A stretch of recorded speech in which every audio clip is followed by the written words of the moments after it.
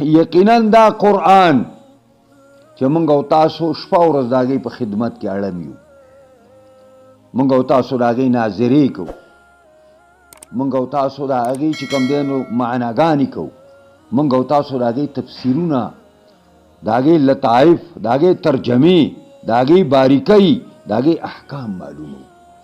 انه دا کتاب دا ستاسو لاسونو کې دی، دا داسې عام کتاب مه ګڼئ. مونږ یو وړوکي له قرآن مجید ورکو نو چې کال د کال د مینځ ته شي نو هغې نه یې وزرې مزرې لرې کړي، لکه د مرغۍ نه چې وزرې وباسي، دا چل د قرآن مجید څه وکړي. او دا ځای کې په دې بله کمره کې ډکې ډکې بوجۍ پرتې دي.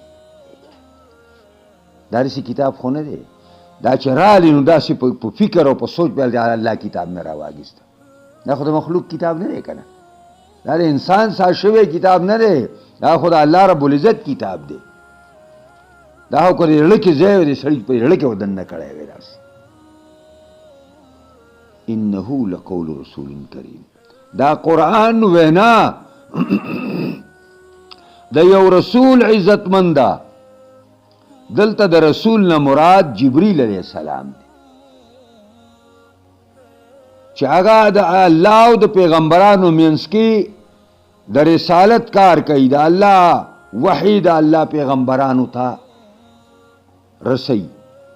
او کریم معنا ډیر عزتمند دی په الله باندې.